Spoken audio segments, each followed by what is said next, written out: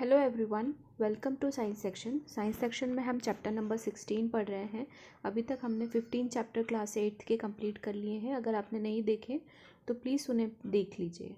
Now chapter number 16, the name of the chapter is light.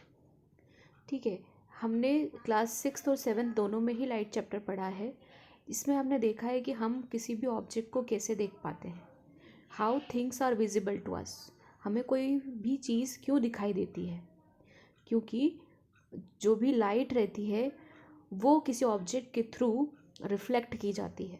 ठीक है, और after reflection हमारी आँखों में वो जाती है, जिसकी वजह से ब्रेन हमें सिग्नल देता है कि ये ऑब्जेक्ट इस तरीके का है।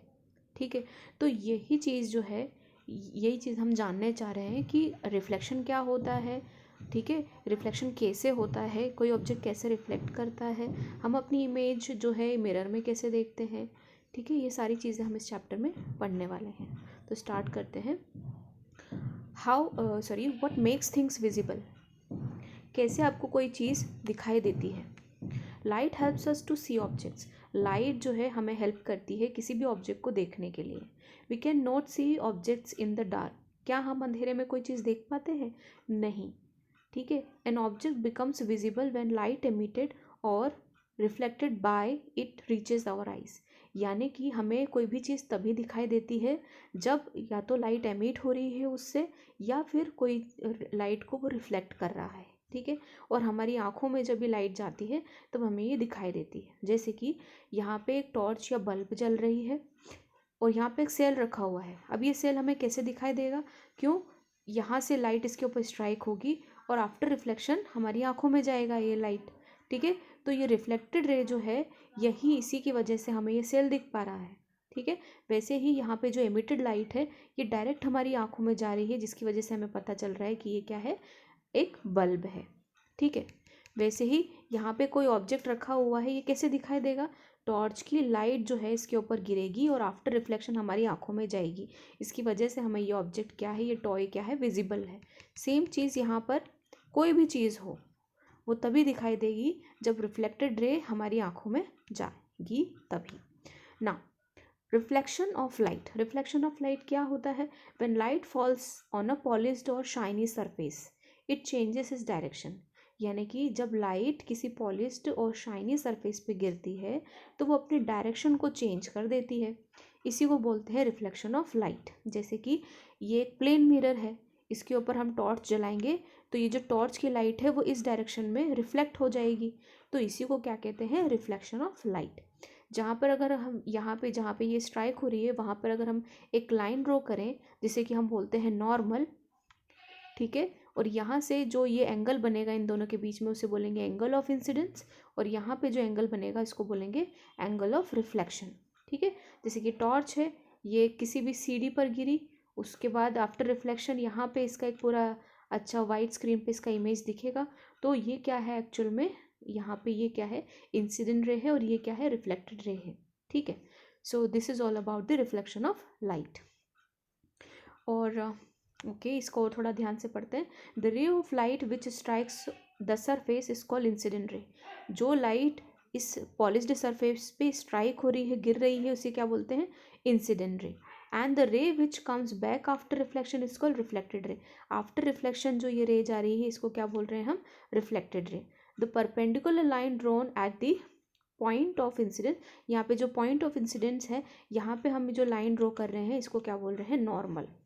ठीक है, so the angle between the normal and the incident ray, the angle between the incident ray and the normal is called incident angle, and the angle between the reflected ray and the normal is called reflected angle, which is denoted by this incident angle is denoted by angle I, and this is denoted by angle R.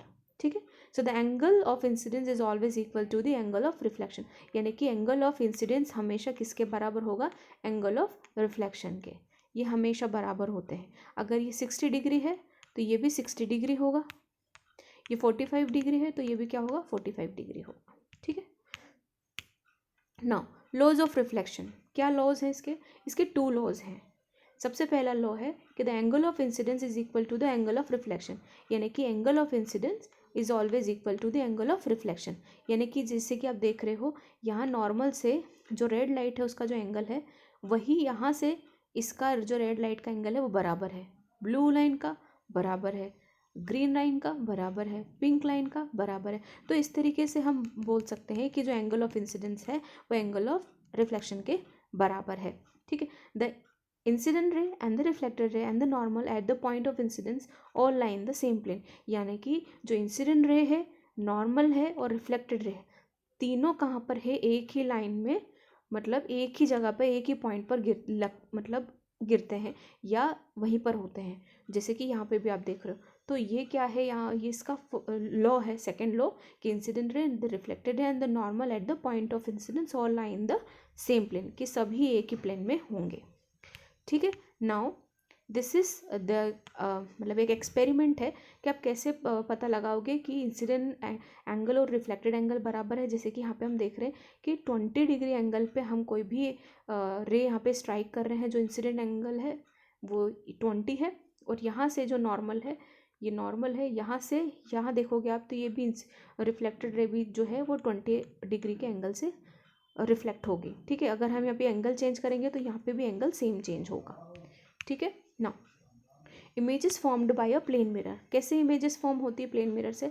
आप अपना चेहरा रोज mirror में देखते हो, है ना, आपको जैसे ही आप देखोगे आपको पता लगेगा कि ये हमारे जैसे ही है ना। The image is erect. कैसे बनती है इमेज? सीधी बनती है। क्या आपने कभी अपनी इमेज को उल्टा देखा है मिरर में? नहीं, है ना, हमेशा कैसी बनती है? सीधी। The image is same size as the object. क्या आपसे बड़ी साइज की इमेज बनती है? नहीं। तो ये जो है इमेज कैसी बनती है? सेम साइज़ की, यानी कि सेम साइज़ के आप दिखाई देते हो। The image is at same distance from the mirror as the object is in front of it. यानी कि जितनी दूरी पर मिरर से ये ऑब्जेक्ट होगा उतनी दूरी पर इमेज भी बनेगी। यानी कि जितनी दूरी पर हम इमेज मिरर से दूर होंगे उतनी ही दूरी पर हमारी इमेज भी बनेगी। The image is virtual. यानी कि ये जो है काल्पनिक होती है। Can not be obtain on a screen. Screen पर नहीं बनती है इमेज, इसलिए इसको बोलते हैं virtual. The image is laterally inverted. ये लैटरली इन्वर्टेड का मतलब ये होता है कि यहाँ पे अगर आप मिरर के सामने खड़े हो और अगर आप अपना लेफ्ट हैंड मूव करोगे तो जो इमेज है जो मिरर में बन रही है वो राइट हैंड मूव करेगी। अगर आप अपना राइट हैंड मूव करोगे तो जो इमेज है वो लेफ्ट हैंड मूव करेगी। तो इसको बोलते हैं हम लैटरली इन्वर्टेड। ठीक है, regular and regular and diffused या इरेगुलर रिफ्लेक्शन किसे कहते हैं? रेगुलर रिफ्लेक्शन की बात करते हैं when the parallel raise of light, जैसे कि आप देख रहे हो कि पैरेलल रेज ऑफ लाइट यहाँ पे स्ट्राइक हो रही हैं on the smooth surface, the reflected ray are parallel. यानी कि जो अगर कोई भी इंसिडेंट रे पैरेलली गिर रही हैं तो वो आफ्टर रिफ्लेक्शन पैरेलल ही जाएंगी। ठीक है, तो ये क्या है? रेगुलर रिफ्लेक्शन है। रेगुलर यानी कि जो इंसिडेंट रेज है वो पैरेलल आई और पैरेलल ही रिफ्लेक्ट हो गई, तो उसे क्या बोलेंगे हम? Regular reflection. So regular reflection form images of the objects. Irregular reflection when parallel raise of light fall on a rough surface. जैसे कि आप देख रहे हो ये रफ सरफेस है, ठीक है, इसके ऊपर अगर पैरेलल रेज ऑफ लाइट आएगी भी तो वो पैरेलली रिफ्लेक्टेड नहीं होगी। ठीक है, वो इनका जो इरेगुलर डिफ्यूजन होता है, ठीक है, इसकी वजह से इसको क्या बोलते हैं हम? डिफ्यूज्ड रिफ्लेक्शन या क्या बोलते हैं? Irregular reflection. So diffused reflection does not form image of the object. इस ये जो इरेगुलर डिफ्यूजन या रिफ्लेक्शन है उससे इमेजेस फॉर्म नहीं होती है। ठीक है, किससे होती है? रेगुलर रिफ्लेक्शन से। नाउ मल्टीपल इमेजेस कैसे निकालोगे? Multiple images when two mirrors are kept inclined at an angle. जब दो मिरर को एक एंगल पे रखा जाता है, they can together form multiple images. तो वो दोनों मिलके मल्टीपल इमेजेस बनाते हैं। This is because the image formed by one mirror form the object from the other. यानी कि एक मिरर पे जो इमेजेस बन रही है वो दूसरे मिरर पे भी दिखाई देगी, जो दूसरे मिरर पे इमेजेस बन रही है वो पहले मिरर पे भी दिखाई देंगी। तो ये क्या है? ये बहुत सारी इमेजेस मल्टीप्लाई होती जाती है इस तरीके से। सो the angle between the mirrors, अगर दोनों मिरर के बीच का एंगल अगर 45 डिग्री है तो कितनी इमेजेस बनेंगी? 7। अगर दोनों मिरर के बीच का एंगल अगर 60 डिग्री है तो कितनी इमेजेस बनेंगी? 5। अगर दोनों मिरर के बीच का एंगल 90 डिग्री है तो कितनी बनेंगी? 3। अगर 120 डिग्री एंगल है तो 2 और 180 डिग्री है तो 1। ठीक है। अगर ज़ीरो यानी कि पैरेलली उन दोनों को रख दिया जाए तो इनफाइनाइट इमेजेस बनेंगी। ठीक है। तो यहाँ पे क्वेश्चन अराइज होता है कि ऐसी कौन सी सिचुएशन है या किस तरीके से दो मिरर्स को रखा जाए जिससे इनफाइनाइट नंबर ऑफ इमेजेस मिले, तो वो है 0 डिग्री से 0 डिग्री पर, ठीक है, एंगल पर, यानी कि पैरेलल उनको रखना होगा। ओके। Now kaleidoscope. कैलाइडोस्कोप क्या होता है? A kaleidoscope is a device use to see multiple images of the object. ठीक है। कैलाइडोस्कोप एक ऐसा डिवाइस है जिससे कि हम मल्टीपल इमेजेस देख सकते हैं किसी ऑब्जेक्ट की। It has 3 inclined mirror. इसमें क्या होता है? 3 इंक्लाइंड मिरर होते हैं। ठीक है।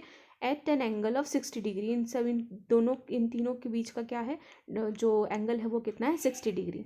This arrangement is usually kept in a cylindrical box. इनको किस में रखा जाता है? सिलेंड्रिकल बॉक्स में रखा जाता है। Has a few pieces of coloured glasses kept at one and. यानी कि एक एंड पे इसमें क्या रखा जाता है? कलर्ड ग्लास रखा जाता है। ठीक है। So we can see beautiful pattern. इससे हमें ब्यूटीफुल पैटर्न दिखते हैं एंड डिज़ाइंस दिखती हैं due to multiple images formed by the mirror.